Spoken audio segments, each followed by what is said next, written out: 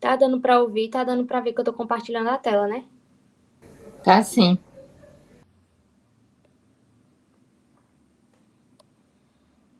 Bom, eu tava estudando por esse material aqui, comecei estudando por esse material, que é o material que tá no Drive, que provavelmente acho que é bem parecido com o material da Sucena, mas acho que tá um pouco diferente, não sei, não me lembro direito, mas é um material que tá mais resumido. Então, eu fiz algumas marcações aqui no slide e quem quiser depois eu posso mandar essas marcações. Mas vamos lá. Começando com a parte de litíase vesicular. Antes da gente começar de fato, é bom a gente saber diferenciar o que é cada uma delas. Porque a gente diferenciando e sabendo o significado da palavra em si, fica muito mais fácil na hora de resolver a questão e de não se confundir. Então, vamos lá. A litíase vesicular vai ser a mais simples de todas, que é o quê? A presença de cálculos na vesícula. Então, aí a gente já fecha litíase vesicular ou colelitiasis, presença de cálculo na vesícula. Ela vai ser mais em ancianos, né? Como a gente pode ver, 2 vezes mais ocorre em maiores de 60 anos. Principalmente por conta do maior índice de saturação do colesterol e também por causa das alterações da motilidade vesicular. Porque o que acontece? Aqueles ácidos que tem dentro da vesícula, eles não conseguem, basicamente, tipo, degradar esse colesterol. E daí vai ter o acúmulo dele. Então, vai ocorrendo essa formação de cálculos de colesterol e que é o principal tipo de cálculo aqui quando a gente fala de litíase vesicular. Quando a gente fala de fatores de risco ou fatores predisponentes para litíase vesicular, a gente já tem que ter em mente todos esses daqui, porque é uma coisa que já é batida, que seriam fatores clínicos e hereditários. Quando a gente fala de sexo e hormônios, a gente já está ligando às mulheres, que é muito, a predisposição é bem maior, e está relacionada também com o uso de anticonceptivos orais. A gente tem que lembrar também da obesidade, que é de 2 a 3 vezes maior a frequência, e também em relação à diminuição brusca de peso também, que está relacionado com a alimentação parenteral, que são aqueles pacientes que ficam muito tempo internados. Eles também têm essa predisposição a ter litíase vesicular. Então, essas são algumas. A cirrose também, mas a cirrose ela está mais relacionada ao cálculo pigmentário, que esses cálculos pigmentários basicamente são cálculos que têm são efeitos de coagulação. Mais para frente a gente vai entender como é que funcionam esses cálculos, mas é isso. Então, esse tipo de questão aqui, acredito eu, que ele pode fazer de verdadeiro ou falso, ou então em forma de citação mesmo, para citar os fatores de risco e predisponentes. Por quê? Porque quando a gente pensa em litíase vesicular, a gente pode confundir com os fatores de risco da colecistite, que aí entra aquele da fêmea, idade fértil e tudo mais. Então, é um tipo de questão que a gente pode confundir. Então, pensa, quando a gente fala de litíases, mais mulheres, tem a ver com obesidade, mas também tem a ver com aqueles pacientes que têm uma diminuição brusca de peso, tem a ver com a cirrose por causa da formação de cálculos pigmentários, tem a ver também com a ingesta de anticonceptivos orais, hipertriglicidemia, multiparidade e hiperlipemia. Por quê? Porque a gente sabe que os cálculos que tem dentro ali da vesícula que formam a litíase são cálculos formados pelo quê? Colesterol, são cálculos pigmentários. Então, tudo isso tem a ver com a litíase. Aqui falando sobre os 3 tipos de cálculos, seriam de colesterol, pigmentados e mistos, né? Que a gente já falou também um pouquinho sobre eles. Eu acho que isso aqui não é uma coisa que ele cobra, mas vamos lá. Ele falou na sala sobre essa nucleação, que seria o primeiro passo para a formação de cálculos. Ela consiste na agregação de moléculas de colesterol até que se forme uma acumulação de material sólido de tamanho crítico. Ou seja, é literalmente a formação de cálculos. E o nome disso é nucleação. Isso sim, ele repetiu lá na sala várias vezes. Eu não sei se vocês lembram, mas foi uma das coisas que eu anotei, porque ele deu muita ênfase nisso. E é típico dele, de colocar essa afirmação, por exemplo, e para a gente completar no final. Então, gravem, só aceitar aqui alguém.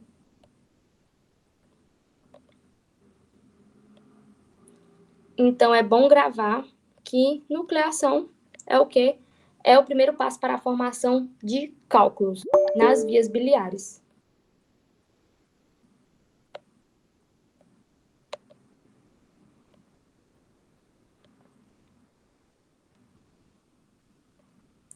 Outra coisa que Pode repetir aí, por favor, o que você falou em cima? Da nucleação? Isso. A nucleação é o primeiro passo para a formação de cálculos. Isso foi uma coisa que ele falou bastante em sala. Tá nas minhas anotações. Dr. Elias, que é o que ele fala. Tá bom? Outra coisa que eu achei importante também, e ele também falou em sala, foi sobre um outro fator, que está aqui, inclusive, relacionado com a formação de cálculos, que é a êxtase vesicular. Essa êxtase vesicular nada mais é que é uma obstrução no conduto cístico. Então, ocorre essa obstrução no conduto cístico que faz com que tenha a formação de mais cálculos, né? Ela é causada também, né? Tem alguns fatores aqui inclusos, né, nessa êxtase, que seriam vagotomia troncular, alimentação parenteral total, o embaraço. Todas essas situações clínicas aí que eu falei estão também lá em cima quando a gente fala de fatores predisponentes. Então, uma coisa leva a outra. Aqui fala que essas situações, elas diminuem os ácidos biliares necessários para a solubilização do colesterol, que foi o que eu tinha falado lá em cima. O que acontece? Quando tem esse acúmulo de colesterol, que é essa saturação dentro da nossa vesícula, acontece o quê? Que essa vesícula perde a motilidade. Tipo assim, é como se ela não conseguisse esvaziar. Por quê? Porque diminui esses ácidos. E esses ácidos, eles vão, tipo, servir para degradar esse colesterol. Então, se está diminuindo os ácidos devido a esses fatores clínicos, essas situações que eu falei, de vagotomia, alimentação parenteral, embaraço, se está diminuindo esses ácidos, então eles não vão degradar esse colesterol. Então, o que vai acontecer? Eles vão se calcificar e vão ter o acúmulo dele. Deu para entender? Deu. É isso. Aí aqui tem alguns fatores que ajudam na formação e no crescimento dos cálculos, que seriam formação de uma bilis litogênica, concentração de bilis, secreção de muco e vaziado incompleto da vesícula, que era aquilo que eu estava falando sobre a motilidade. Então, assim, acredito que isso aí também não é nada que ele vai focar muito, não, mas é importante saber mesmo essa parte aqui que eu falei, da nucleação e da êxtase. O que são essas duas coisas, tá bom? Seguindo aqui para os cálculos pigmentários, eu falei para vocês que eles são... Peraí.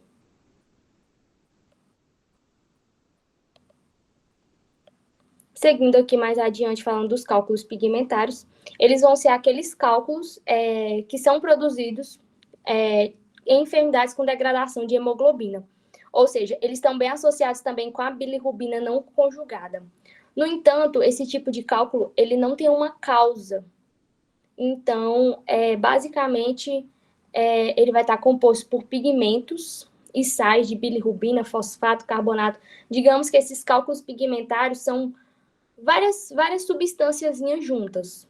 E aí, agora sim, vem a parte importante, que são os fatores predisponentes para a produção desse tipo de cálculo pigmentário, que acredito que essa sim possa ser uma possível questão de prova, que seriam hemólises, cirrose ou nutrição parenteral total, infecção da via biliar, êxtase biliar. Aí, no caso, essas são as três fatores, são os três fatores predisponentes para a produção de cálculos pigmentários. Aí sim, acredito que essa aí pode ser uma questão de prova. Acho que ele pode cobrar, por exemplo, assim, quais são os fatores predisponentes para a produção de cálculos pigmentários, e aí ele põe os três aí, põe uma outra coisa, nada a ver. Então, acho que são pontos-chave. Acho que no momento que a gente está agora, a gente tem que estudar isso. Estudar... Peraí, gente.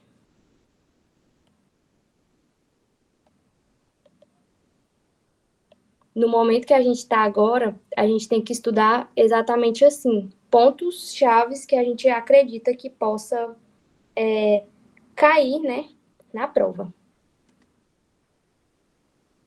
Essa parte de barro biliar não foi algo também que eu vi ele falando muito, mas a gente vê aqui que é o quê? Que é um percussor dos cálculos de colesterol e de cálculos pigmentários, né, que é resultante de cristais de bilirrubinato de cálcio, consequência da êxtase biliar. Quando eu falo de cristais de bilirrubinato de cálcio, eu tô lembrando de cálculos pigmentários aí, tá? E essa consequência aí é consequência da êxtase biliar, que a gente já falou que seria por conta de uma obstrução, né? Lá em cima a gente já falou sobre isso, e que se observa em jejum prolongado por nutrição parenteral total. Então, sempre que a gente lidar com uma questão lá que tem a ver com nutrição parenteral, seja ela prolongada ou não, a gente pode pensar aí na litíase vesicular, tá bom?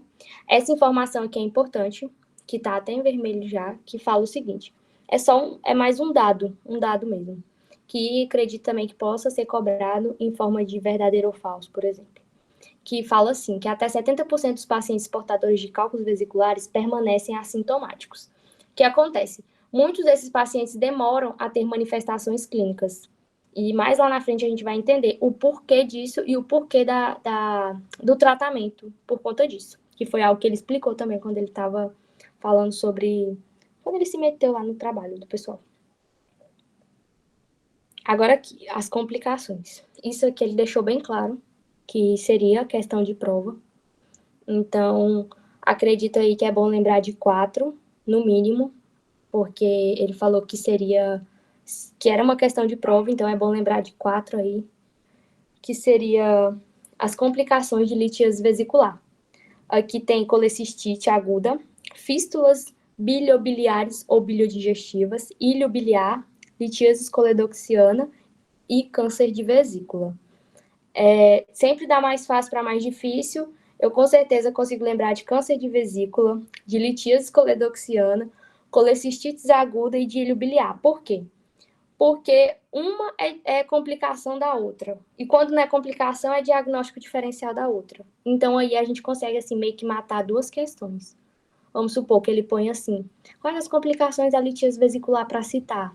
E depois, em outra, ele põe quais são o diagnóstico diferencial? Então, assim, aí a gente já consegue matar duas questões, porque são patologias que geralmente uma é diagnóstico diferencial da outra, ainda bem, né? Pelo menos nessa parte aqui a gente tem uma vantagem. Aí aqui mostra como que essa pedra impacta e como que ocorre, tudo bonitinho aqui embaixo nessas imagens. Agora vamos para a clínica. A clínica de litíase principal vai ser o quê? O cólico biliar. Cólico biliar com náuseas e vômitos, e geralmente vai ser pós-prandial. O que seria isso? Vai ser depois da ingesta de alimentos com alto contenido graso, né? E também outras comidas, como, por exemplo, comidas picantes também. São algumas formas de desenvolver esse cólico biliar, que seria, assim, o primeiro sintoma, né, o primeiro sinal aí de litíases. No entanto, esse cólico biliar, ele tem uma característica de irradiação. Ela vai irradiar essa dor que vai ali do hipocôndrio direito para o hipogastro, e depois ela pode irradiar também para a região lombar direita ou a zona interescapular. Lembrando que toda a irradiação de litíases é do lado direito, tá? Por que eu coloquei essa observação? Até coloquei radiação do lado direito. Porque às vezes a gente até sabe que ela irradia do hipocôndrio para o hipogastro, que ela pode iniciar ali e irradiar para a região lombar e na zona interescapular, e vai que ele mete lá no meio da questão um esquerdo. Aí você não vê e bota que é verdadeiro, mas na verdade é falso. Porque é isso que o professor faz em prova. Eles mudam uma coisa inútil e que acaba que a gente cai nessa. Então, eu coloquei, porque é muito fácil da gente lembrar, que começa com cólico biliar, pode apresentar náuseas e vômitos, é pós-prandial, que o dolor ali, ela vai do hipocôndrio para o epigastro, região lombar e na zona interescapular. Lembrando que tudo do lado direito, tá bom?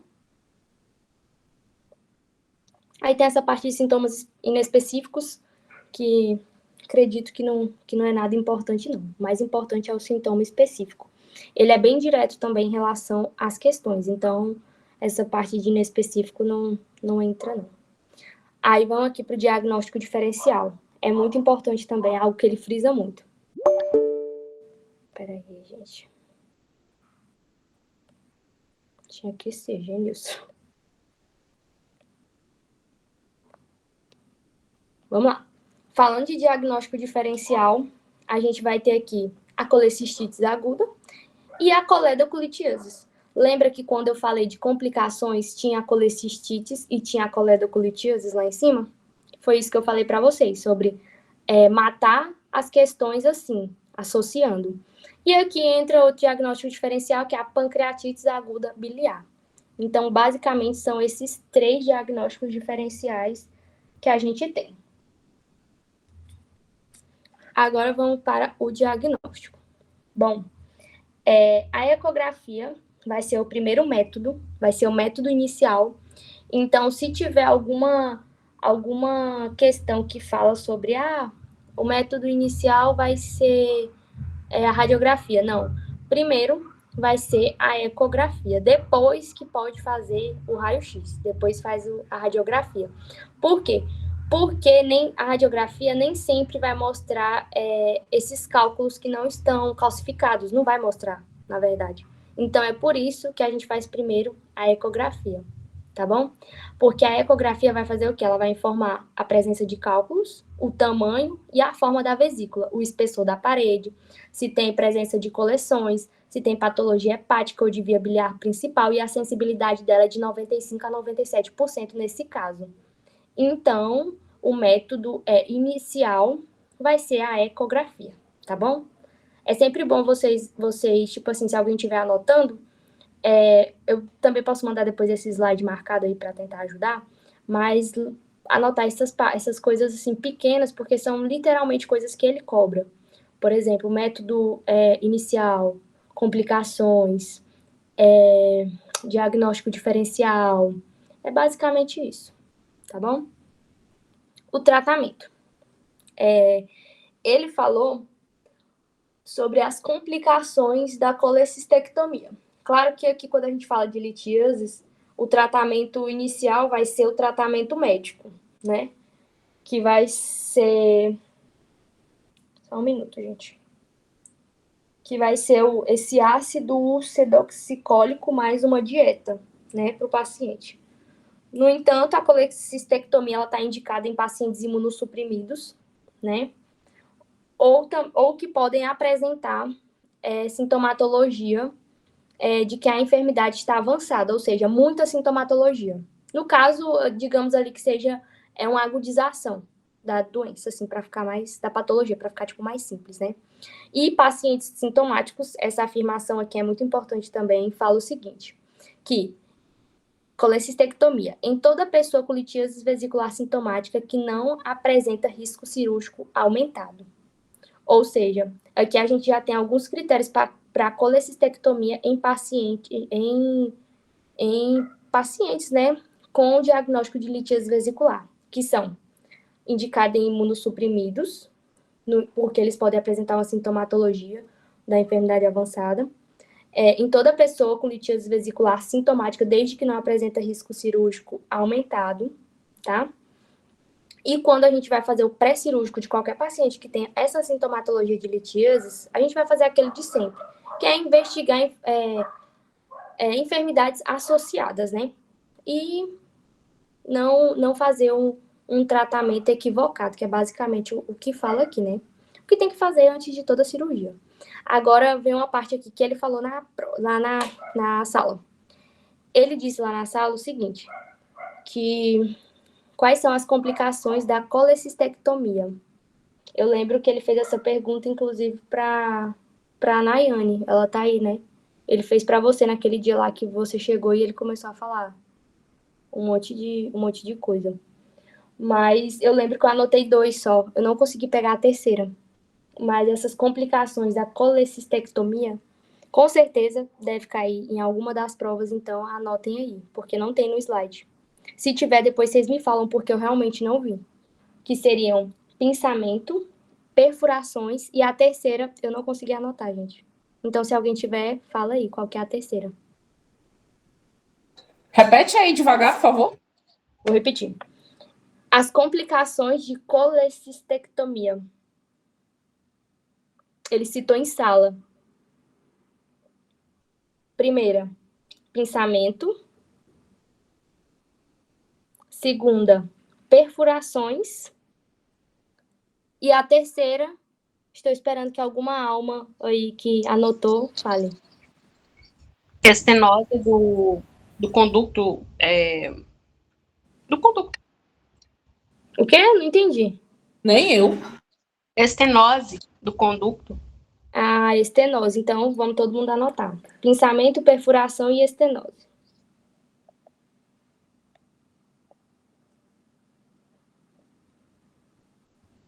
Mas isso aí seria pensamento o quê? Errado? Porque, assim, a estenose vem justamente se você pensar errado o conducto comum, hepático comum. Se você pensar, ela vai gerar uma estenose. Se você pensar, se você não pensar a artéria, por exemplo, você pode gerar uma hemorragia. Aí você pode também perfurar o conduto ou perfurar o fígado, alguma área ali perto também. Na verdade, quando ele citou, ele falou somente as três. Mas tudo que você falou aí tá uma ligada à outra. Entendeu? Então, se for para citar, se tiver esse tipo de questão para citar, é pinçamento, perfuração e estenose do conduto. Porque foi basicamente isso, é exatamente assim que ele falou. E exatamente o que você falou, porque uma complicação tá ligada à outra. Igual você falou aí. Entendeu? Oi, boa noite. Com licença. Sim. Essa foi a parte que eu falei do meu trabalho, as complicações que ele pediu para anotar, que é lesão da via biliar, icterícia progressiva, que é por causa do pinçamento, e a lesão por trocares, que é pela peça que faz o instrumento que faz a A cirurgia. colestectomia, né? Essas três. Então, seria o pinçamento o pinçamento seria por conta da icterícia. Não, tá bem assim, icterícia progressiva, geralmente por pinçamento da ligadura do colédoco. Uhum. E a lesão da via biliar e a lesão por trocares, que é iatrogenia. Essa lesão da via biliar entra a parte de perfuração, que é a mesma coisa. Tipo assim, que seria lesões na via biliares que poderiam ser por perfurações. Não, é essas três só, tá? Ele falou bem assim, foi essa minha parte, aí ele falou, grava essas três. Eu lembro que ele falou isso também antes, eu não sei, acho que foi depois que vocês apresentaram também. Aí ele falou pinçamento, perfuração e o último que eu não tinha anotado, que eu não consegui. Aí eu fiquei de perguntar para ele e acabei esquecendo. Mas enfim, é importante, todo mundo aí anotou, é importante saber, porque se foi algo que ele falou em sala, é porque provavelmente tá na prova. Tá bom? Litíase coledoxiana ou coledoculitiase. Deixa eu abrir aqui as anotações.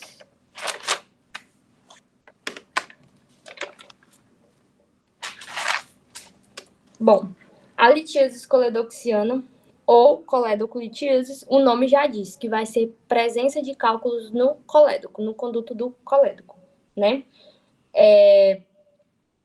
Como consequência, né, esse colédoco ele vai estar dividido em duas partes, digamos assim, uma classificação, que seria a coledoxiana secundária e a coledoxiana primária. A coledoxiana secundária seriam de cálculos como consequência da sua migração da vesícula, desde a vesícula, ou seja, aqueles cálculos que vão desde a vesícula e promovem essa obstrução no conduto do colédoco, falando assim. E a primária seria uma formação que vem ali da via biliar extrahepático ou intrahepático, tá? Geralmente, esses pacientes que têm litíase coledoxiana ou coledoculitiase são pacientes submetidos à colecistectomia por litíase vesicular, né? Eu lembro também, eu não sei que se foi ele ou se foi alguém no trabalho também que falou exatamente sobre isso, que a maior epidemiologia era relacionada a isso. Alguém até falou a quantidade de número lá. Não sei se foi ele, mas enfim, aqui nesse material não Calma, respira e volta. Fala mais devagar que eu não entendi. tá. É porque eu tô copiando, aí eu tô demorando, entendeu? Calma. Tá bom. Você entendeu a parte da primária e da secundária, né? De onde vem cada cálculo. Sim. Beleza. E que a epidemiologia maior dessa enfermidade seriam de pacientes submetidos à colecistectomia por litiases. Ou seja, são pacientes que já fizeram cirurgia para tirar os cálculos da vesícula. Tá bom? Maria, Oi. deixa eu dizer, se eu não me engano, nessa litíase coledociana secundária, se eu não me engano, ela tem uma questão de anos, que é tipo assim, depois de 2 anos que você fez a cirurgia, Isso. e a primária é antes de 2 anos Antes que... de 2 anos.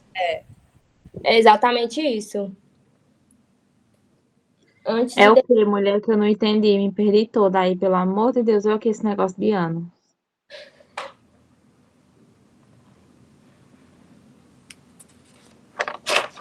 Pronto? A primária, vou falar. Posso falar agora? Pode sim. A primária vai ser mais de 2 anos colecistectomizado. E a secundária, menos de 2 anos. Isso aí também não tem aí nesse material. Esqueci de anotar, inclusive. Não sei se eu anotei. Deixa eu ver se eu anotei aqui embaixo. Não, acho que eu esqueci de anotar. Tem no meu caderno, mas eu esqueci de pôr aí. Porque eu acrescentei algumas coisas. Mas todo mundo deu para entender. Primária, mais de 2 anos. Colecistectomizado. E a secundária, menos de 2 anos.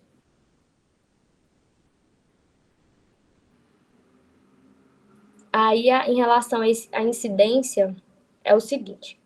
Em pacientes colecistectomizados por litíase vesicular, pode ser por cálculos esquecidos, que migram, ou por novos cálculos, que seriam extra e intrahepáticos. Tudo bem? Deu para entender? Que no caso é a que a gente já tinha falado, sobre a secundária e a primária. Aí eu coloquei aí uma observação, que seria que um cálculo pequeno é pior do que um cálculo grande, né? Todo mundo já sabe, porque o cálculo pequeno, ele vai viajar, e a chance, assim, dele provocar um ilho biliar, por exemplo, é muito grande e que pode causar uma peritonite, pode causar muitas coisas, o próprio, né, ilho biliar, uma obstrução aí intestinal. Então, um cálculo pequeno, ele é muito pior do que se fosse um cálculo maior, tá bom? Voltando aqui, a gente está falando de coledoclitiases, tá? Quando a gente fala de coledoclitiases, que é a litíase coledoxiana, a gente tem que lembrar o quê? Que ela tem uma característica clínica dela. Eu costumo dizer que é a CIA, que é mais fácil para eu lembrar. Aí eu fico coledoxiana CIA. Então, eu consigo associar, que seria a colúria, a icterícia e a cólia, né? Que fazem parte aí da síndrome coledoxiana. Em relação ao laboratório, que eu acho também que é importante a gente saber, é que vai ter um aumento aí da fosfatase alcalina, das transaminasas, né? Vai ter um aumento da bilirrubina total com predomínio na direta. Então, assim, são algumas palavras-chave aí que podem estar dentro de questões aí pra gente, tá? Também tem a presença de bacterília, que seria basicamente bactérias, né? Micro-organismos aí no conteúdo da bilis, mas que geralmente são bactérias, né, aí provenientes do intestino. Então, geralmente ali são as mesmas presentes no intestino, tá? Basicamente, ela pode ser assintomática ou se apresentar com cólicos, e aí vai ter o CIA. né? Que é a colúria, a icterícia e a cólia. Por que eu acho importante a gente lembrar, assim, com alguma coisa que nos lembra, que remete ao nome da patologia? Porque assim a gente não confunde, porque vai ter a da colangite, vai ter depois várias triadas, assim, que podem confundir, tá bom? Então, tentem, assim, memorizar de uma forma que seja fácil para vocês lembrar na hora da prova, tá bom?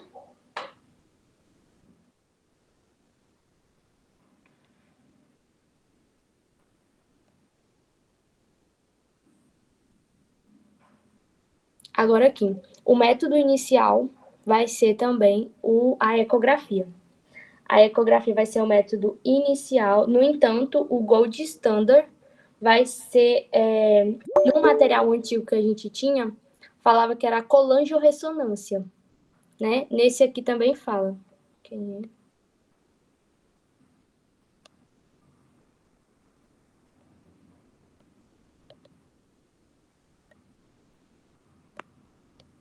Então, vamos lá. Quando chega para vocês, vai chegar para nós aí um paciente com colúria, icterícia, acólia. Esse paciente aí tá com as enzimas aí, a fosfatase alcalina, as transaminasas aí todas alteradas, né? Esse paciente tá com cólico, biliar. E o que eu vou fazer com esse paciente aí inicialmente, a partir do momento que eu diagnostiquei ele? Método inicial, ecografia. Ecografia vai ser o método inicial. Gold standard, colangiorressonância, tá? Colangiorressonância é gold standard para coledocolitíases, tá bom? Quando eu falo da CEPRE, a CEPRE que ela já vai servir como diagnóstico e como tratamento. Então, ela já seria a terceira opção. Mas, assim, geralmente, pelo menos foi o que a doutora de clínica cirúrgica me disse, né, da prática, que quando vai para a CEPRE, já não é mais para diagnóstico, nesse caso, entendeu? Já é mais mesmo para o tratamento, tá bom? Então, vamos marcar na nossa cabeça que o método inicial para coledocolitíase é ecografia e o gold standard vai ser a colangiorressonância, beleza? Agora sim, as complicações. As complicações de litíase coledoxiana vai ser pancreatite aguda, colangite aguda e obstrução intestinal biliar. Aqui já mudou. Na outra a gente conseguia fazer uma associação. Aqui já não tem como fazer associação. Aqui a gente já tem que memorizar, né? Quais são as complicações? Pancreatite aguda, colangite aguda e obstrução intestinal biliar. Como eu falei aqui, por isso que eu coloquei o importante aí, porque é algo também que ele frisa muito, né? Essa parte de complicação. Eu coloquei aí o tratamento, que era aquilo que eu tinha falado, da CEPRE, né? Que a CEPRE vai ser mais para tratamento, não para diagnóstico, tá? Aí aqui fala que o diagnóstico de litíase coledoxiana obriga sempre um tratamento, independentemente que algumas sejam assintomáticas no momento do seu ralazo, que seria no momento ali que descobre, né? E o tratamento seria a CEPRE mais esfinterotomia, tá?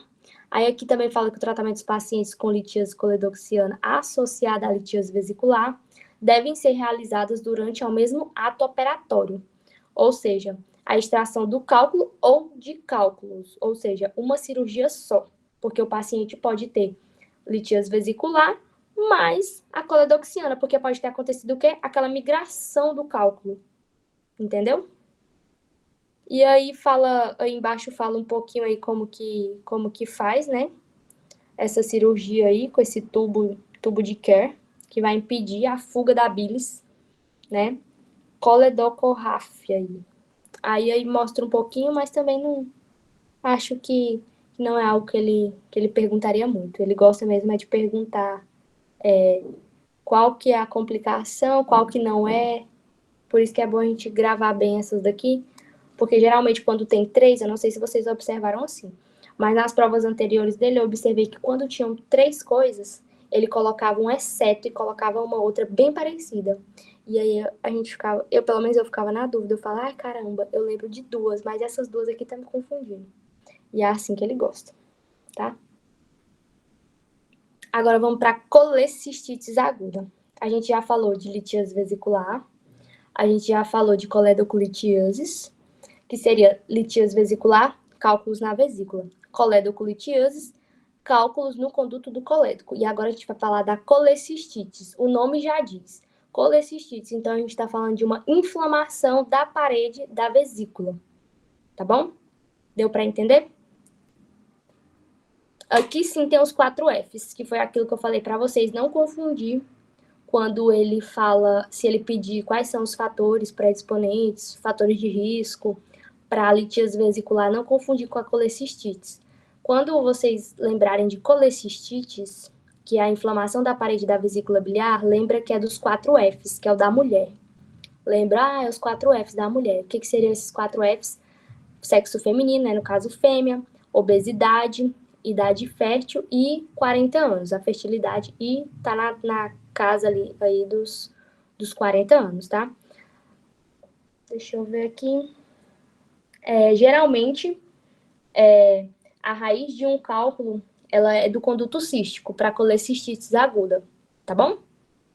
Isso aí não tem no material, mas foi algo que eu anotei na sala. Então, se alguém quiser anotar, geralmente, a inflamação da parede da vesícula biliar tem como raiz um cálculo do conduto cístico. Tá bom? O quadro clínico aqui da colecistites vai ser um pouco parecido, não tanto parecido com o da colangite, né? Porque lá na colangite a gente já tá falando de infecção, né? E aqui é uma infecção ascendente, né? A colangite. E aqui a colecistites é na parede da vesícula. É uma inflamação na parede. A gente vai ter dor abdominal no hipocôndrio direito, hipersensibilidade à palpação no quadrante superior direito, febre, leucocitoses, Murphy positivos, tá? E os cálculos são 98% da causa de colecistites.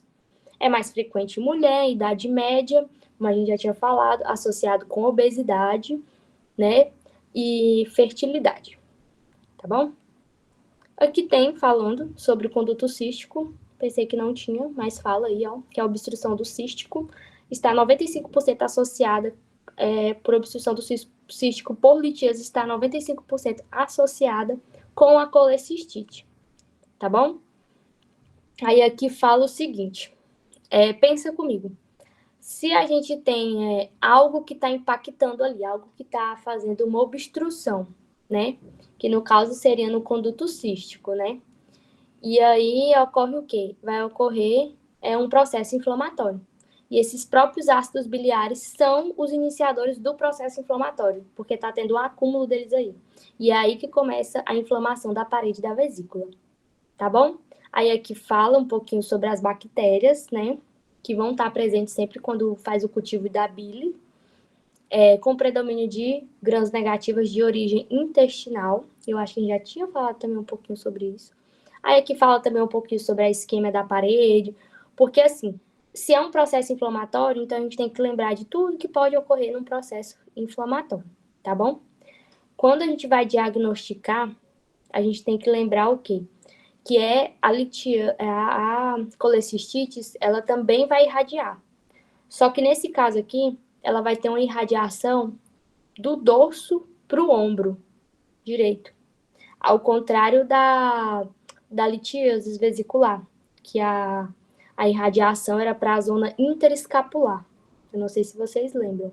Então, já é uma diferença, tá? Também pode se manifestar com epigastralgia, tá? Quando o processo inflamatório progressa e invade a superfície peritoneal. Nesse caso, a dor vai ser bem mais intensa e se agrega a defesa ou contractura, ou seja, o paciente vai ficar mais curvado ali, porque digamos assim, que é uma posição que vai tender a doer menos, tá bom? Aí aqui vem Murphy positivo. A gente não tem Murphy positivo na coledoxiana e não temos Murphy positivo na litíase vesicular. Então, o Murphy só tem aonde? Na colecistite. Então, já mata. É muito importante saber esses signos, porque é algo que ele gosta. Ele gosta de perguntar. Então, o que seria Murphy? O Murphy nada mais é que quando a gente está fazendo o exame físico, tem até aqui, vou colocar, que é um clássico para colecistites, até coloquei aí, que é a interrupção abrupta da inspiração, a palpação profunda no hipocôndrio direito. É aí que está uma possível questão que eu acredito que ele possa colocar. Ele pode colocar o Murphy, mas numa definição errada.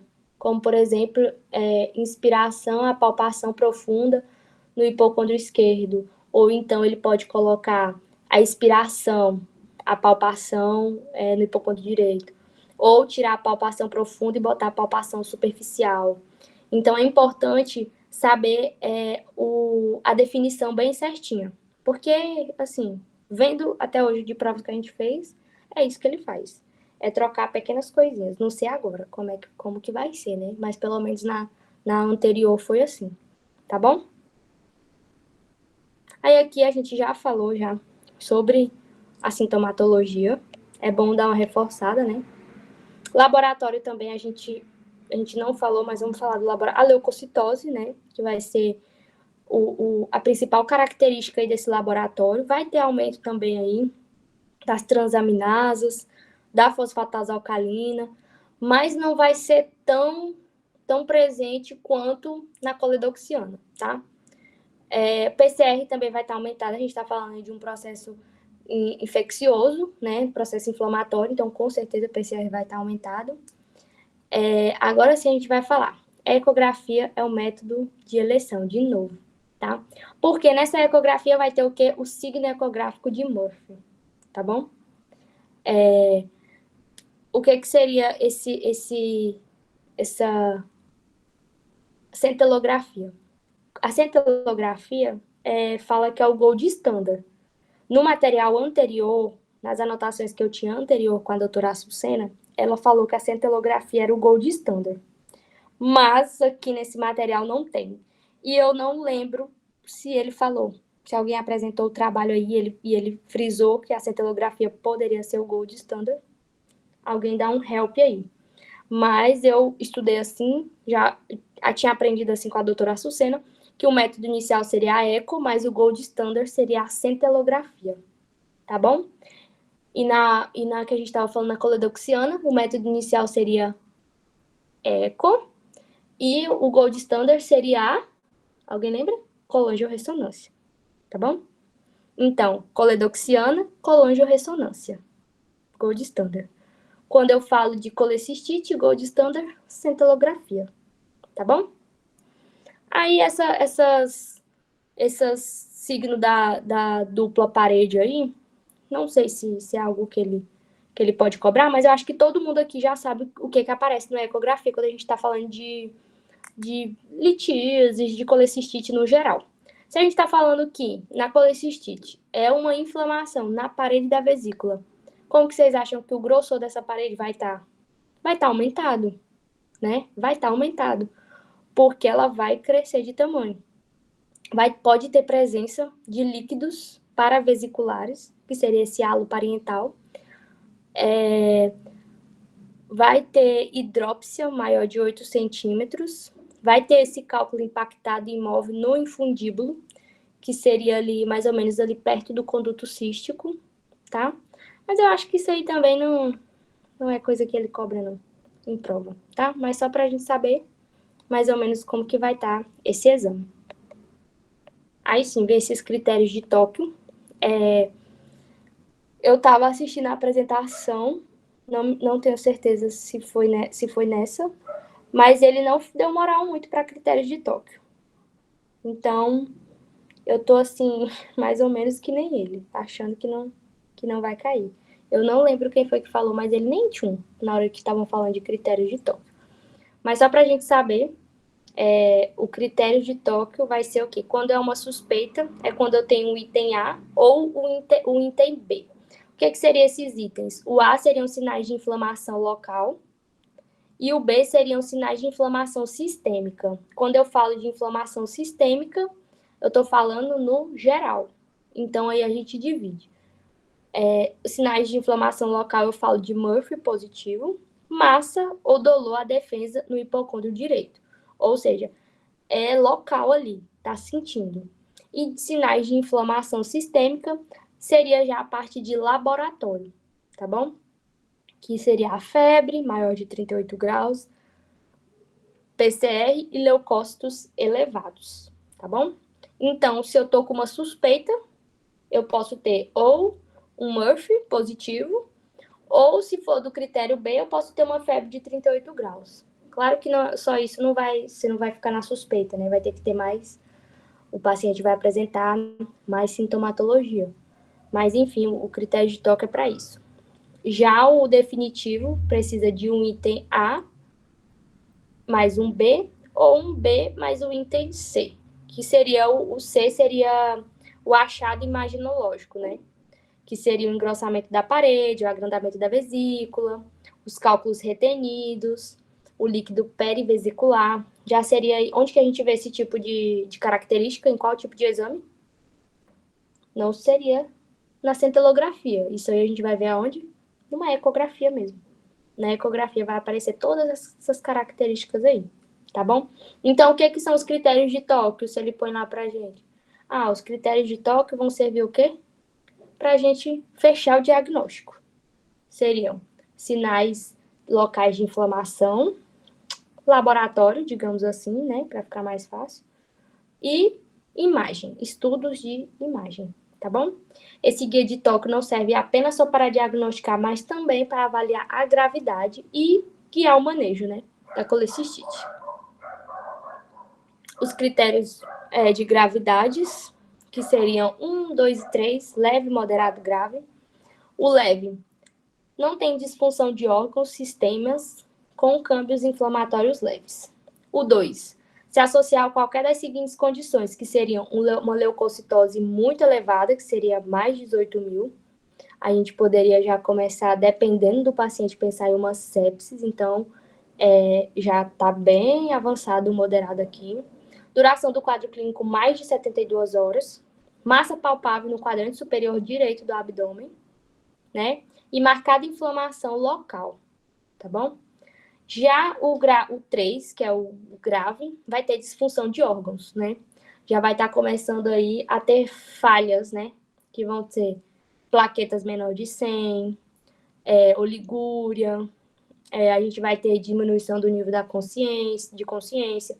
Então, o grau 3 aí já vai ser bem elevado. Então, acredito que se tiver em provas, a gente não vai errar, porque tá bem de boa. Aí aqui tem os graus e o que deve se fazer em cada grau. Eu gostei bastante desse quadro, porque tá resumido.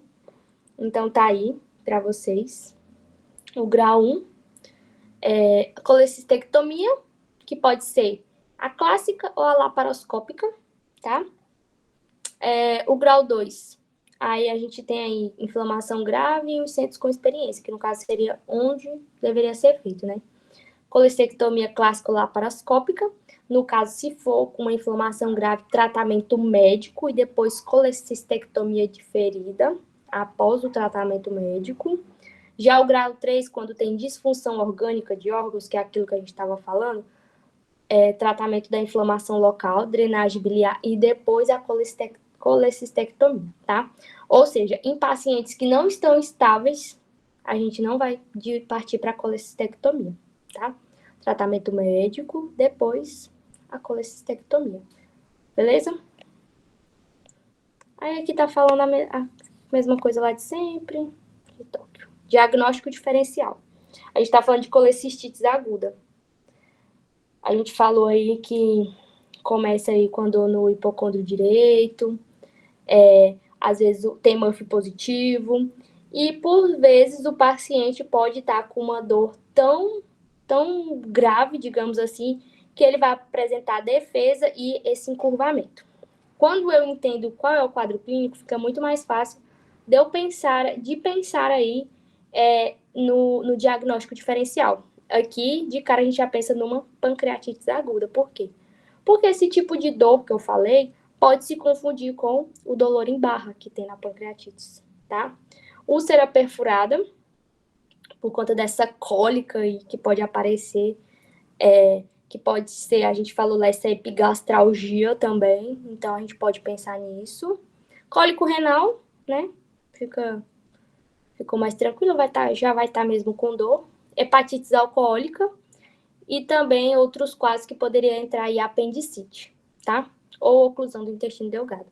Então, se pedir 4 diagnósticos diferenciais aí de colecistite, a gente vai lembrar de quê? Sem olhar, sem ler, apendicites, úlcera perfurada, pancreatites e, por último, cólico renal. Beleza?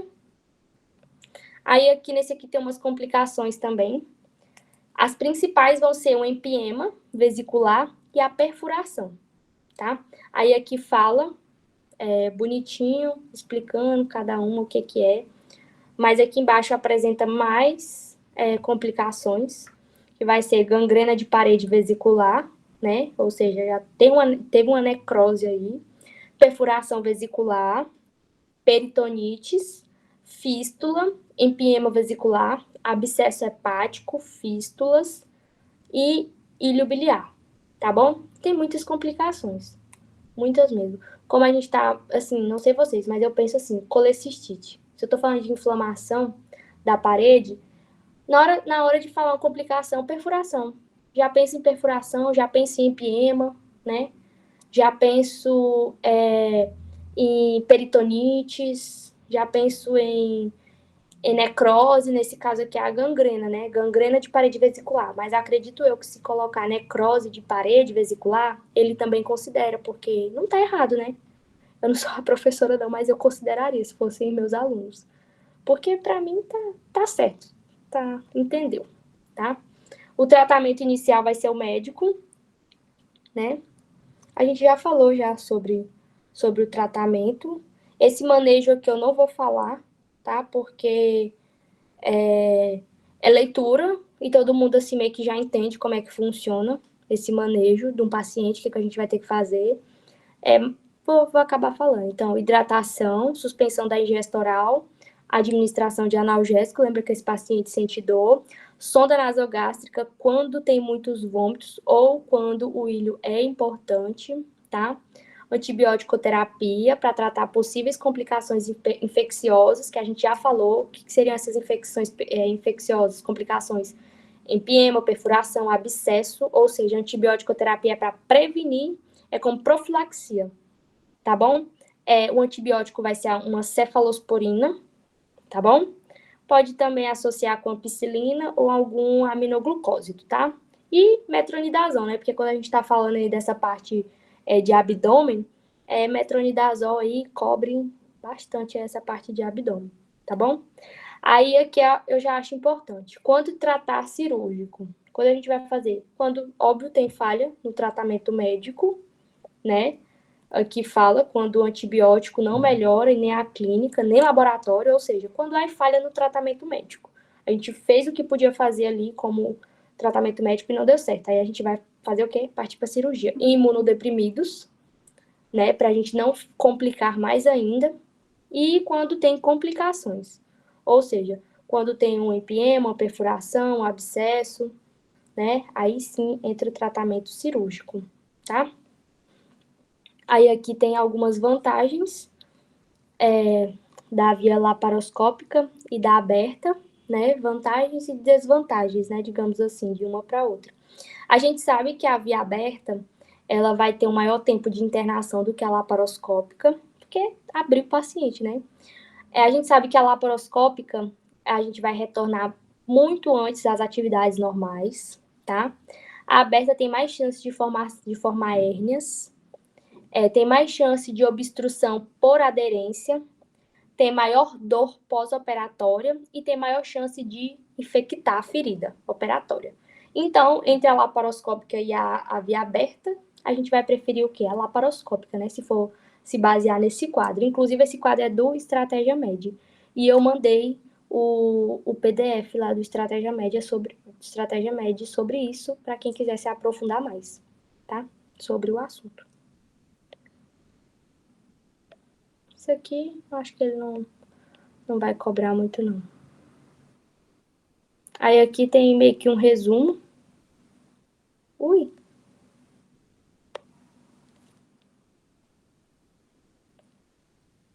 Cadê? Onde é que eu tava? Ah, aqui. Aqui tem meio que um resumo, tá? um resumo do manejo. Aí aqui fala da clínica, só que aqui de um lado tá falando da coledoclitiase e do outro lado tá falando da colecistites, tá? Aí aqui tá bem, não sei por que saiu assim um por cima do outro, mas quando vocês olharem no material aí, no Drive, acho que aparece certo. Mas aqui só tá resumindo o que a gente já falou, tá bom? E por enquanto foi isso. A gente pode fazer uma pausa de 5 minutos para voltar pro outro, por favor.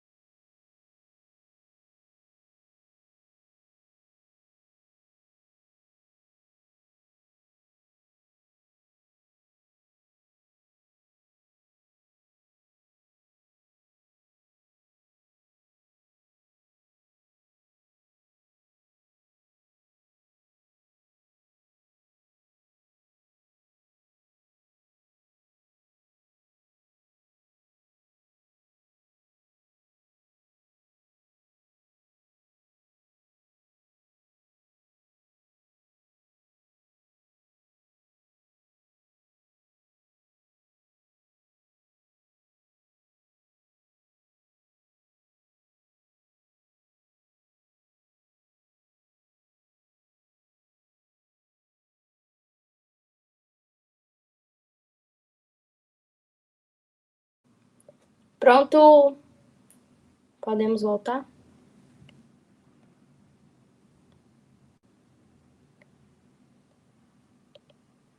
Pode, gata. Essa parte de vias biliares é de boa, né? A gente já teve, é mais tranquilo. Sim, pelo menos eu gosto muito da doutora Açucena. Gostava muito da explicação dela, gosto. Eu também adorava ela. Tu não faz ideia. Sério. Queria muito ter um ombro amigo.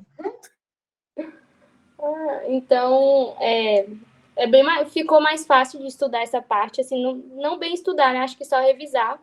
Apesar de que, se realmente for como o doutor falou, uma prova vai ser só isso, tá, gente? Se preparem para 20 questões só de vias biliares. Eu espero que a minha seja essa, tá? Não sei vocês, mas eu prefiro do que os outros conteúdos. Acho esse aqui mais fácil. Vamos lá. Colangites. A gente estava falando de colecistites.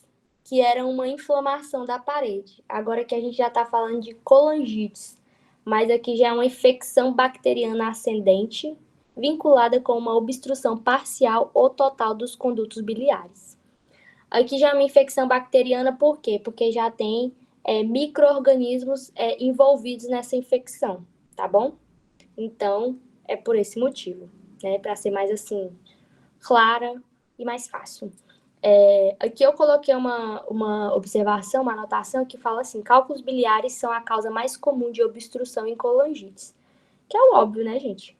Vai ser um cálculo ali que vai causar essa obstrução, e aí vai ser uma das causas mais comuns de obstrução em colangite, seria isso, tá? É uma das principais complicações de cálculos no colédoco, a gente já falou. Que coledoclitíase, uma das complicações é o quê? A colangite, tá? E outra é a pancreatite por cálculos biliares, tá? A gente já tinha falado também lá na outra parte sobre isso, tá? É mais frequente no sexo feminino, mais frequente em ancianos, mais de 70 anos, e o micro-organismo aí mais frequente seria a Escherichia coli, tá? Que é a que se mais cultiva, digamos assim, aí, nessa região que a gente tá falando, tá? E aí, vocês acham que um cálculo parcial é pior do que um total? Ou um total é pior? Nesse caso aqui, é aquela parte que a gente já falou. Que um cálculo parcial é pior do que um total, tá bom? A gente já tinha falado dos cálculos pequenos, que são piores do que os cálculos grandes, tá? Não caiam nesse tipo de verdadeiro ou falso na prova. Lembra sempre que o menor é pior e que o parcial é pior do que um total também, tá bom? A gente também pode ter outras causas, que vão ser por parásitos, estenoses benignas, malignas ou instrumentação dos condutos, tá bom? Agora vamos para o que interessa. O que interessa aqui vai ser o quadro clínico, tá? Cadê? Essa aqui também é uma coisa que eu achei bem importante, tá? Fatores que influenciam para determinar a gravidade de uma colangite aguda. Se eu tô falando que uma colangite aguda, ela tem aí micro-organismos envolvidos, então com certeza a virulência das bactérias determina a gravidade.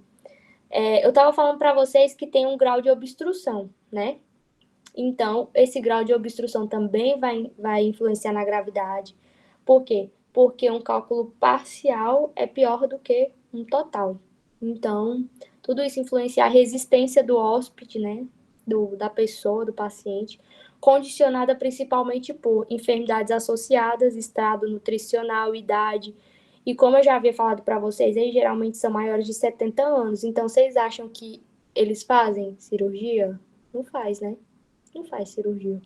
Então, geralmente, o paciente aí fica sofrendo com o quadro, fica aí à base de tratamento médico mesmo, porque geralmente não fazem tratamento cirúrgico por conta da idade, tá bom?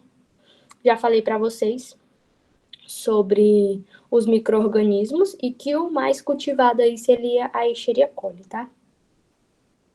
Não confundam com outro, é Escherichia coli, colangites Escherichia coli, beleza?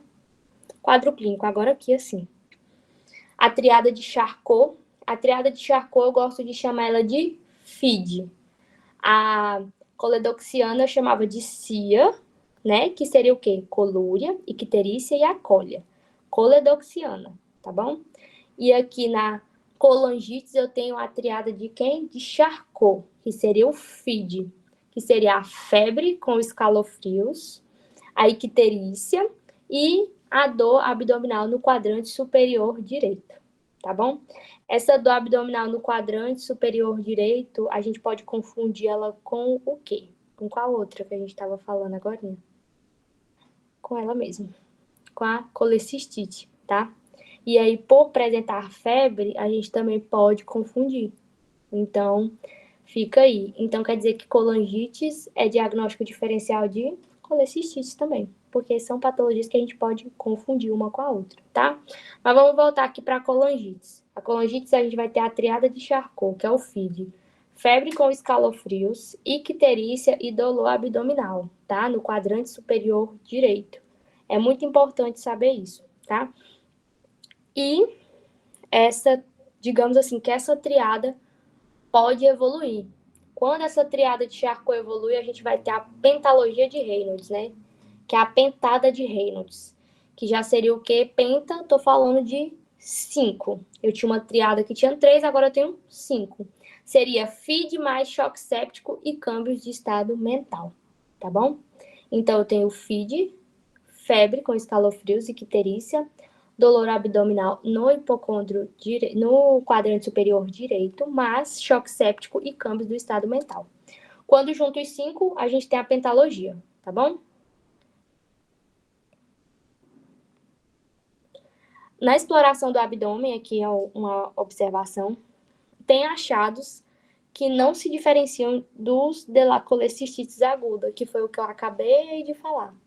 Então, uma é diagnóstico diferencial da outra, justamente porque parece um pouquinho, né? Elas têm aí suas aparências. Agora vamos para o que interessa, o diagnóstico. Aqui a leucocitose é maior de 20.000. E é é um índice de gravidade. Vocês lembram quanto que era na colecistites?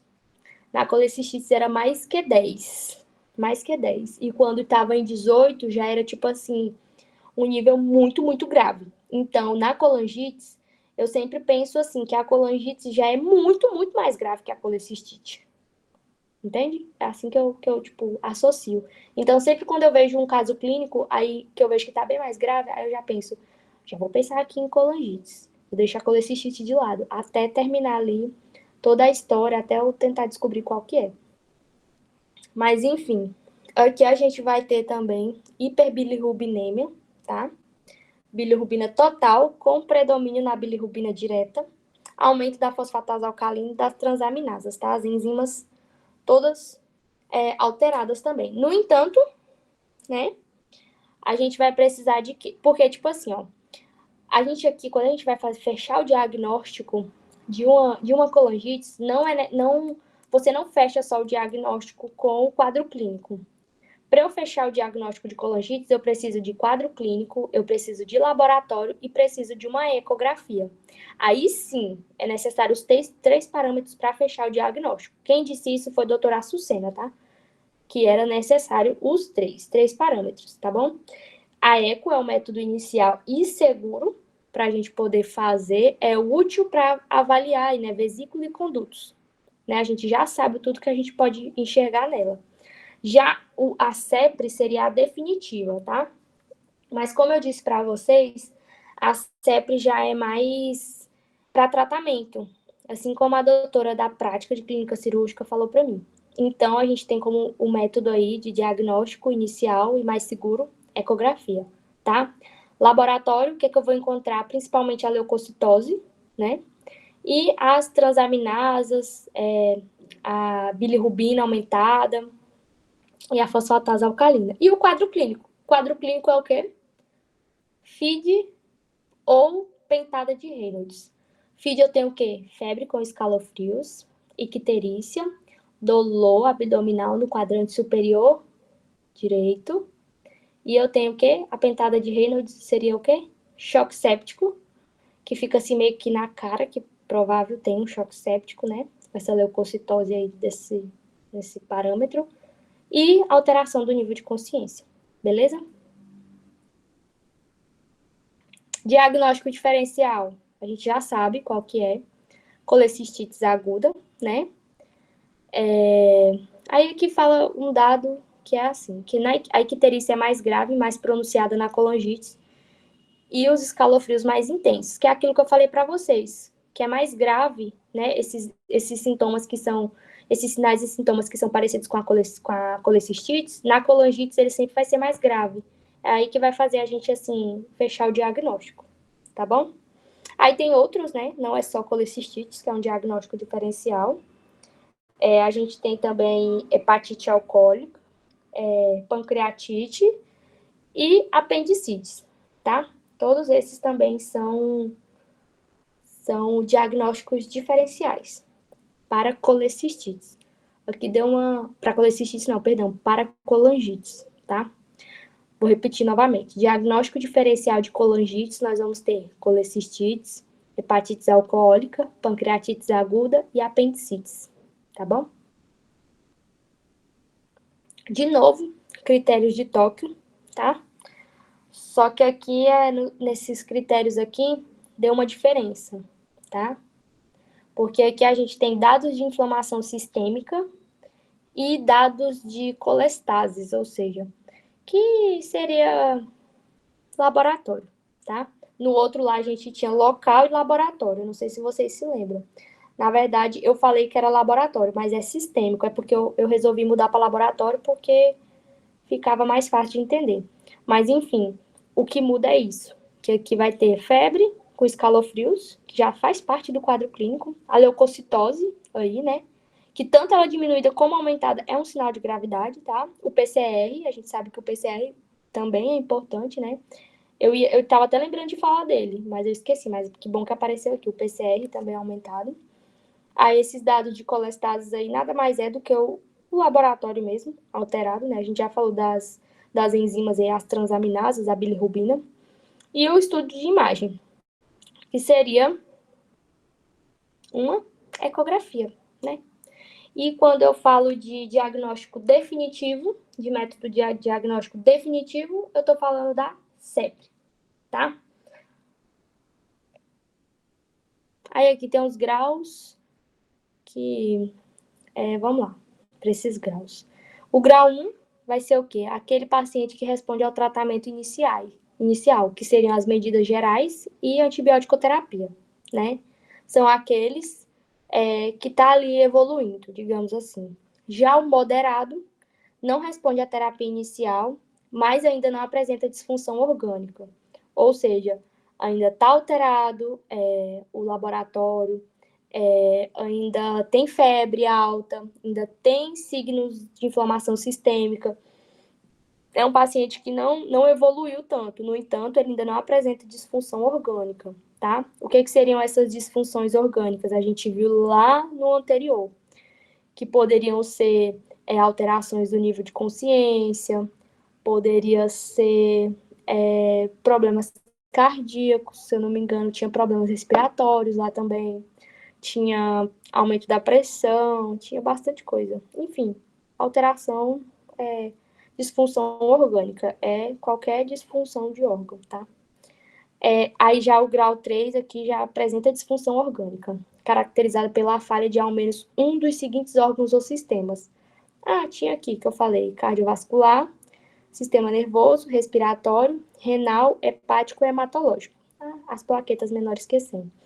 Então, se ele põe uma dessa aqui, fica fácil. Grau 1, está respondendo ao tratamento inicial, está respondendo às medidas gerais e antibiótico terapia. Grau 2, não está respondendo, mas não tem disfunção orgânica ainda. Já o grau 3 tem disfunção orgânica, beleza? Aqui é fácil, aqui ficou fácil. Aí aqui tem como que a gente vai tratar, né? Que ficou muito legal também, porque ficou resumido. O que acontece? A partir do momento que eu diagnostiquei essa colangite, como que eu diagnostico essa colangite? Alguém lembra? Eu preciso de 3 parâmetros. Eu preciso de laboratório, eu preciso de quadro clínico e preciso de imagem, de ecografia. Eu tenho essas 3. Então, eu consegui diagnosticar uma colangite. Meu paciente tem colangite. O que eu faço? Inicio o tratamento com antibiótico. Por que eu inicio o tratamento com antibiótico? Nesse caso aqui não é profilático. Nesse caso aqui eu tenho que fazer. Por quê? Porque se eu estou falando de colangite, eu estou falando de uma infecção ascendente. Ou seja, é aquela famosa Escherichia coli, que é a mais frequente. Pois é, ela mesma. Então eu tenho que matar essa bactéria. E eu mato ela como? Com antibiótico, né? Aí vem os graus 1, 2 e 3. Esses graus 1, 2 e 3 eu tirei da onde? Lá dos critérios de gravidade de Tóquio. Porque esses critérios de Tóquio, eles servem não só para diagnosticar, mas eles também servem para fazer o quê? Segmento de tratamento. Exatamente, segmento de tratamento. Grau 1. No grau 1 tinha disfunção orgânica? Não, no grau 1 não tinha. No grau 1, o que o meu paciente estava fazendo? Meu paciente estava respondendo à terapia inicial, né? O manejo inicial ali. No grau 2, eu tinha disfunção orgânica? Ainda não. No entanto, o meu paciente não estava respondendo. Por quê? Porque ele ainda apresentava sinais inflamatórios sistêmicos, né? Já o grau 3, o meu paciente apresenta o quê? Disfunção orgânica. No grau 1, observação e drenagem, CEPRE. Grau 2, drenagem, CEPRE urgente. E grau 3, CEPRE urgente. Beleza? Drenagem cirúrgica e CEPRE urgente. Aí aqui tem, tipo, critério de gravidade. Eu não sei porque isso aqui ficou aqui desse lado, mas a gente já falou disso aqui tudo. Aqui é tipo um resumo. Essa parte aqui é um resumo, muito bom, inclusive. Beleza. Vamos para as fístulas agora. Acho que a parte de colangites ficou bem de boa. Vamos para a fístula. O que é uma fístula? Uma fístula nada mais é do que uma comunicação anormal entre, nesse caso aqui a gente está falando de fístulas biliares, entre as distintas partes das vias biliares, né? Que são as famosas fístulas biliobiliares, né? Que essas fístulas, quando elas são entre outros órgãos, são fístulas biliares internas. E quando elas são com o exterior, elas são as externas. Lembrando que as internas são muito mais comuns. Então, se ele põe assim uma afirmativa, verdadeiro ou falso? Fístulas biliares ou fístulas biliobiliares são comunicação anormal entre as distintas partes de via biliar e as fístulas biliares externas são mais comuns do que as fístulas biliares internas. Verdadeiro ou falso? Falso, porque as fístulas biliares internas são mais comuns, beleza? É aí que tá as questões. De acordo com o seu mecanismo de produção, a gente vai ter duas formas de produção dessas fístulas, que vão ser as espontâneas e as secundárias. As espontâneas, o nome já diz, né? É espontânea, é resultado de alguma coisa, de algum processo patológico relacionado ali com o fígado ou a via biliar, porque nós estamos falando aí, espontânea, aconteceu. Já as secundárias são provocadas por iatrogênia. E quando eu falo de iatrogênia que provoca uma fístula, eu estou falando de quê? De algum procedimento cirúrgico, de alguma intervenção cirúrgica. Igual a gente falou no nosso trabalho sobre traqueostomia, né? Que uma das complicações seriam fístulas, né? Fístulas traqueoesofágicas, porque é justamente isso. É um procedimento cirúrgico que pode gerar uma complicação que é uma fístula. Basicamente, gente, todos os procedimentos cirúrgicos têm como complicação fístulas, porque é normal de acontecer, tá bom? Deu para entender, né? Eu não tô falando muito rápido, não.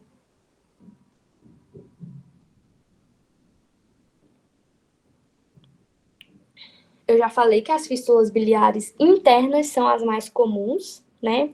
De novo, a gente tem aqui os ancianos, né? Os idosos, como o grupo aí epidemiológico mais afetado, tá? Essas fístulas ocorrem devido ao quê? Devido à evolução de processos inflamatórios associados à litíase, em etapas avançadas da enfermidade. E por isso são mais frequentes nos ancianos. Então, aqui a gente já tem uma explicação epidemiológica do porquê que acontece mais nos ancianos. Por quê? Porque é um processo aí inflamatório, digamos assim, de anos, que já está durando por um tempo. Então, essa fístula foi e resolveu, tipo, acho que eu vou nascer aqui e fazer uma comunicação aqui anormal aqui com, sei lá, o intestino, por exemplo, né? Lá mais pra frente a gente vai ver os tipos de fístulas. Mas é tipo isso, tá? A causa mais comum dessas fístulas vai ser a litíase, tá?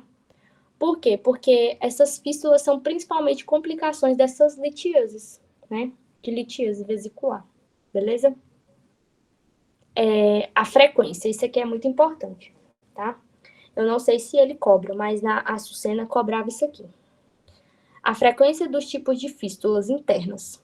A primeira vai ser a colecistoduodenalis. Lembra?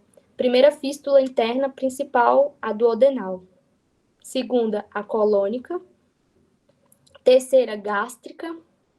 A quarta, colédocoduodenal.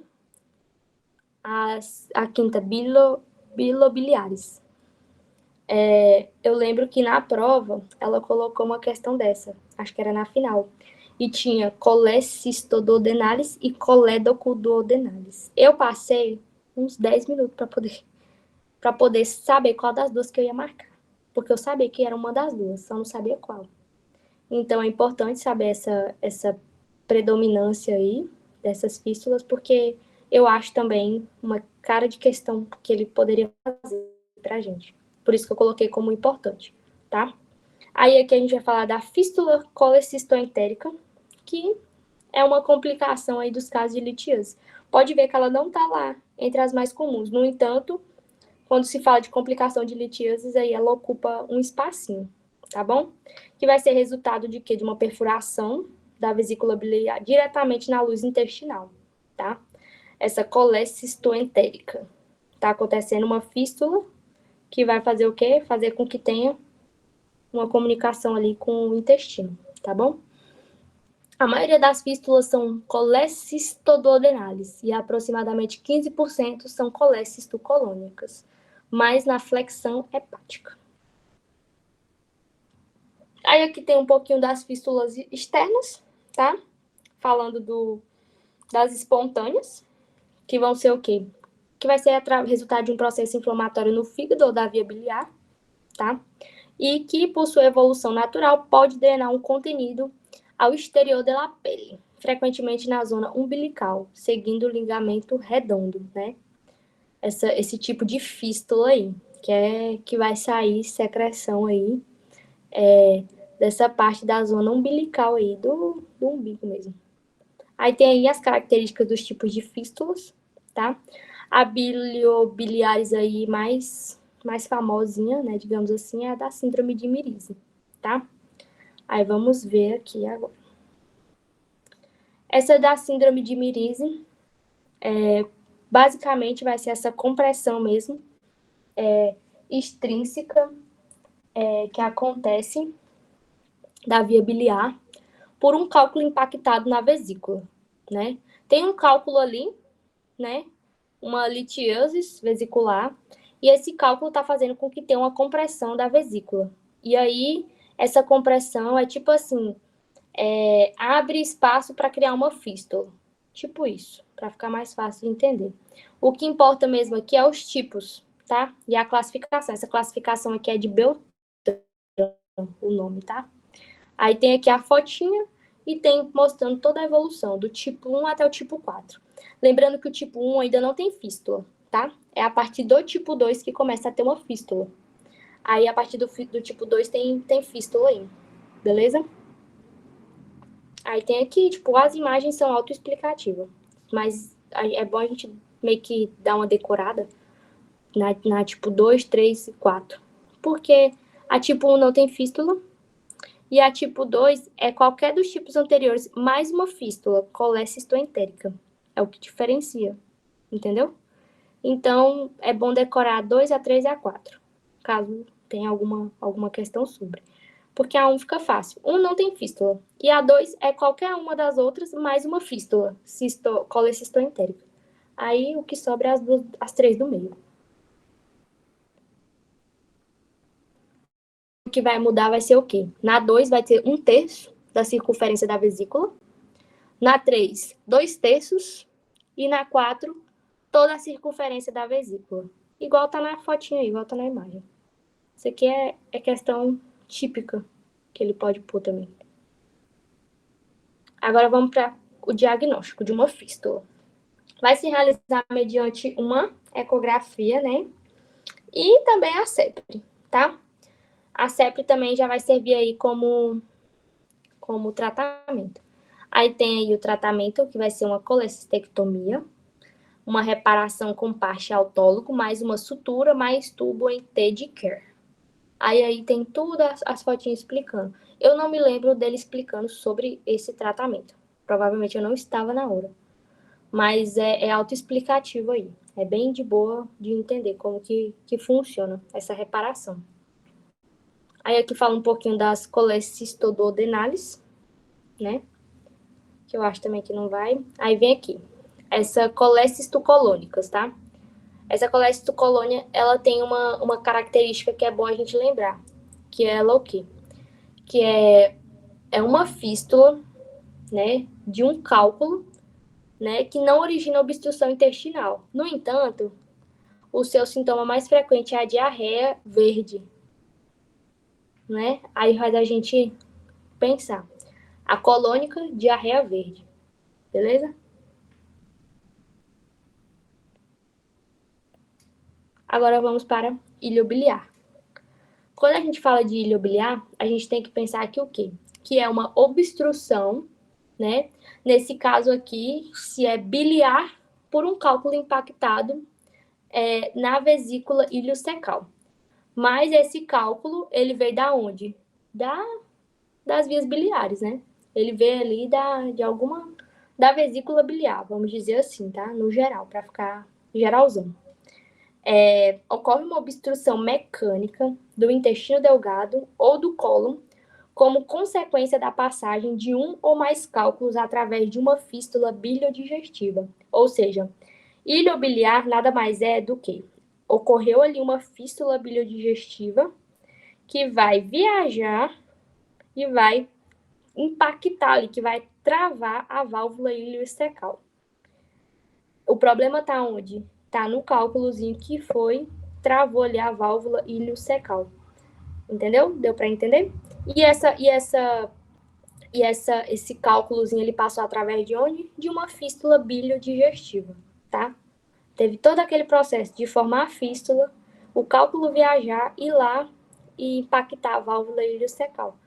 Pensa que o ilho biliar é uma pessoa muito chata, pensa assim, uma pessoa muito chata, que sai do seu lugar, viaja a sala toda, pensa assim, vamos botar no nosso contexto. Pensa que é uma pessoa muito chata que senta lá no fundo, aí ela viaja a sala inteirinha através de uma fístula, que é aquele caminho do meio, que a gente tem ali da sala, entre as cadeiras, e aí ela vai lá te perturbar, te travar, entendeu? Você é a válvula iliocecal. E a pessoa é o cálculo. E a fístula biliodigestiva é o caminho que ela fez ali para te travar, para te encher a paciência. Tá bom? Acho que deu para entender agora. Só não escreve assim na prova, tá, gente? Só não escreve assim na prova. Aí lá na prova, se tiver um sobre isso, você vai, é aquela pessoa chata. Não. Agora a gente põe no contexto aqui. É o quê? É a passagem, a obstrução mecânica devido a uma passagem de quê? De um ou mais cálculos através de uma fístula biliodigestiva que obstrui a válvula iliocecal. Beleza? A complicação de la coletilíase. O ilho biliar, a gente já falou também sobre isso, que ele é uma complicação dela. Aí vem a triada de Mordor, tá? Que vai ser a parte clínica, e a triada de Higler ou Trigler, que é a parte da imagem, que vai aparecer no raio-x, tá? O que seria a triada de Mordor? Seria antecedente de cálculo na via biliar, antecedente de colecistites ou obstrução intestinal, ou clínica, né, no caso de obstrução intestinal. Todas essas daí entram na triada de Mordor.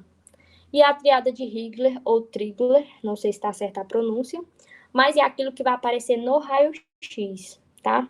Que vai ser o quê? Aerobília, níveis hidroaéreos e cálculos na fossa ilíaca direita, tá? Essa aerobília nada mais é que é ar nas vias biliares, tá? E então é bom decorar essa partezinha também. Decorar não, aprender, né? Da triada de Mordor e da triada de Higler ou Trigler. Que ela tá onde? Ela tá na parte de ilho biliar, tá bom? Na parte de ilho biliar. Aí aqui fala um pouquinho sobre os tipos de fístulas aí que causam essa comunicação que faz com que esses cálculos passam para a luz intestinal, né? Ou seja, essas fístulas aí estão atrapalhando muita coisa. Aí existe uma síndrome de Bolveret, não sei como se pronuncia, que é só a impactação no duodeno, ou seja, é uma fístula ali que fez com que um cálculo fizesse um impacto ali no duodeno, tá? Aí aqui eu coloquei aqui uma explicação, assim, bem do que eu entendo. Basicamente, uma fístula abre passagem para os cálculos irem para o intestino e daí vem a causa da obstrução. Deu para entender? E qual é a fístula mais mais comum aí, mais involucrada nesse processo de formação de ilho biliar é a fístula colecistoentérica, que é a que dá direto no duodeno, tá? Tem aqui falando, inclusive, que a duodeno é a mais frequente. Aí tem mais um pouquinho aqui, as coisas que a gente já falou. Já falamos que as mulheres, né, são as mais afetadas, mais velhas. A sua característica de ilho biliar, que é a impactação de uma ou mais pedras no intestino, né, a gente já vem falando também. Aí agora aqui a gente vem falando do quadro clínico. Aqui já tem uma diferença grande no quadro clínico. Além da triada de Mordor, e além daquela triada de Trigler, que também não tem nada a ver com as outras, digamos assim, a gente tem um quadro clínico diferente, que vai ser uma dor abdominal e distensão associada com vômitos biliosos, de conteúdo bilioso, né, de bile. Então, a pessoa vai ter essa dor, vai ter a distensão e vomitar ali conteúdo da bile. Então, já diferencia total das outras, né? As outras tinham náuseas e vômitos também? Tinham, em alguns casos, mas nunca com conteúdo de bile, né? E aí, o local onde acontece esse bloqueio mecânico, vai ser principalmente no ilho distal, tá bom? E a síndrome de Beauvery a gente já falou, né? Que era o quê? Que é quando tem uma impactação ali no duodeno, no conduto pilórico ou no duodeno, causando obstrução da saída gástrica. Que ele também não vai falar. Acho que ele não vai cobrar isso, não. Triada de Higler, a gente já falou, né? Nessa triada, o que ela tinha. Aí agora aqui. Isso aqui eu acho importante, toda essa parte aqui. Que a gente tá falando do quadro clínico, né? O quadro clínico, ele vai ter, eu falei, da obstrução, da distensão e do vômito de conteúdo bilioso. O que acontece? Quando a gente tem vômitos biliosos e ou dilatação gástrica, vai sugerir o quê? Uma obstrução alta. E quando a gente tem distensão abdominal, mais vômitos com conteúdo fecaloide, sugere uma obstrução baixa. Então, distensão abdominal e vômitos de conteúdo fecaloide, obstrução baixa. Dilatação gástrica, obstrução alta. É muito de boa, pensa, gástrica, vômito, tá? Meio que gástrica, vômito, ela tá onde? Tá bem mais alta. E quando eu tô falando ali abdominal, o abdômen já tá mais baixo. E fecaloide, lembra de fecaloma, cocô, esses trem? Baixo. Então, aí já dá pra gente matar. Com certeza vai ter isso aí na prova, gente. Eu acho que vai ter. É coisa que ele gosta. Alta, baixa, não sei o que lá. Capaz de ter, tá? Outra coisa importante é que a gente viu que a ecografia estava sendo o método inicial ali, apesar de ter em gold standard. Só que aqui dá uma mudada. Nesse caso aqui, a gente faz o raio-x, né? Porque faz parte lá da triada de Higler, apesar dele não ter signos específicos para obstrução, mas o método aqui de eleição, o gold standard aqui é ataque. Apesar da ecografia ser útil para detectar na via biliar ou na vesícula, não é isso que a gente quer ver. Não é isso que, tipo assim, é importante. Então, a tomografia aqui, que é o carro-chefe, aí já dá uma mudada. E eu acho importante saber o que a gente vai ver nessa tomografia de ilho biliar. Primeiro, engrossamento da parede da vesícula, pneumobilia ou aerobilia, tá? Que a gente já falou. Padrão de obstrução intestinal alto, que vai ser distensão de asa, níveis hidroaéreos e apilamento de monedas, né? Que é aquele clássico. E um cálculo maior de 2,5 centímetros impactado no ilho terminal. Né? Tem que ser um cálculozinho aí maior para poder impactar. E é isso. Então é importante, eu acho muito importante saber a diferença da alta para baixa e o que a gente vai encontrar no ataque. Lembrando que é um método de eleição aqui, quando a gente fala de ilho biliar, a gente vai ter a tomografia computadorizada, tá bom? E é isso, gente. O tratamento vai ser cirúrgico, tá? Que vai ser o que? A extração do cálculo, né? Tirar esse cálculo aí para desobstruir, né? Aqui fala um pouquinho sobre como acontece, como que se faz essa extração, e uma observação é que, em casos de perfuração, é importante fazer uma ressecção intestinal, ou seja, a operação se completa com o exame do resto do intestino delgado, em especial por em cima da obstrução, para assegurar de que não existem outros cálculos. No geral, uma fístula colêcisto-colônica no cálculo se elimina espontaneamente pelo reto. Então, só em caso de perfuração a gente faz uma ressecção intestinal. Fora isso, só mesmo uma enterolitotomia, que é só sacar aquele cálculo ali e solucionar essa obstrução intestinal, tá bom? Aí aqui tem basicamente um resumo também de como que é feito. E para uma síndrome de Beauvery, que é aquela que eu estava falando, onde o cálculo se encontra no piloro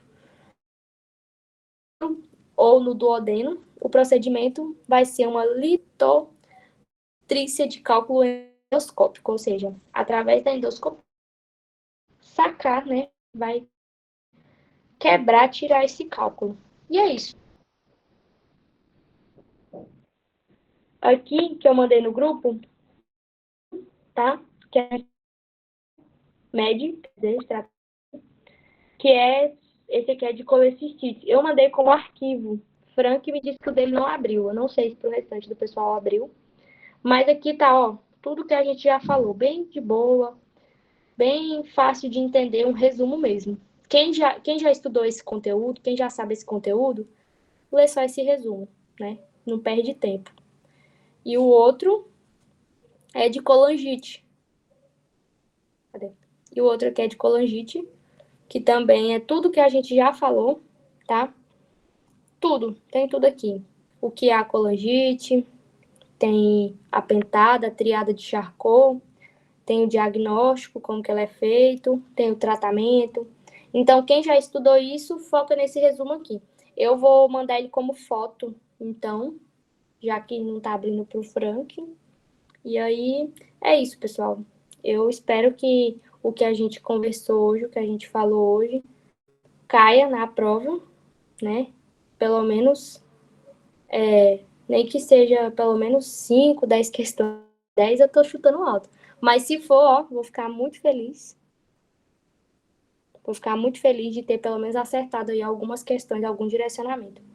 Tá? Bons estudos para vocês.